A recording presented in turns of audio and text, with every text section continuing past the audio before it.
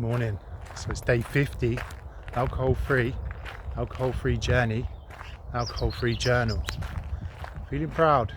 Day 50. It's like a milestone. I'm getting there. Gonna keep going. Let's get to day 100.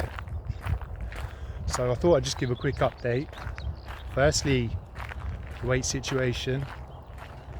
So I've lost another kilo in the last week, down to 90.6 kilos now. When I started 50 days ago, I was 96.5. So that's pretty good going, I think. 6 kilos in 50 days. Body fat percentage has come down quite a lot as well. So we keep that going. I think my target weight's about 87 kilos. So I'm getting towards that now.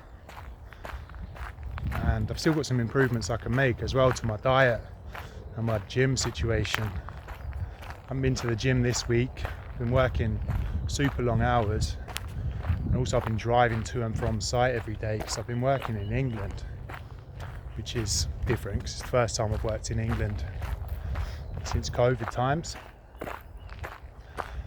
So yeah, secondly, finances.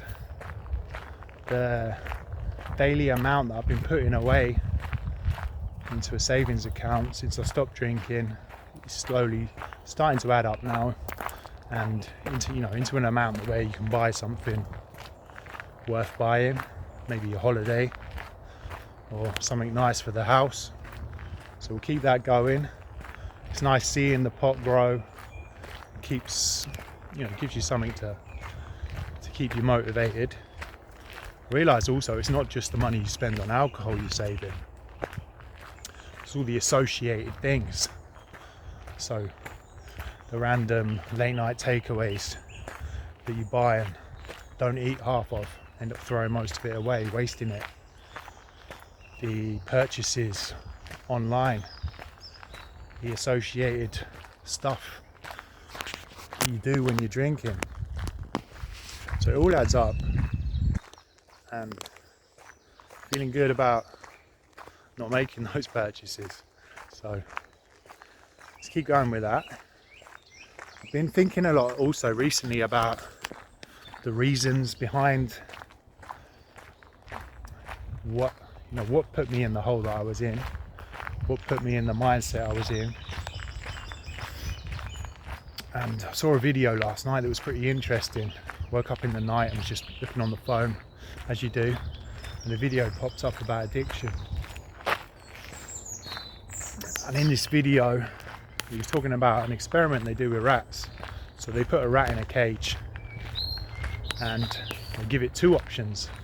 There's one water bottle and there's one water bottle that's laced with drugs, and they found out that the rat nearly always chose the water that was laced with drugs, and they're nearly always drunk enough to overdose and kill themselves.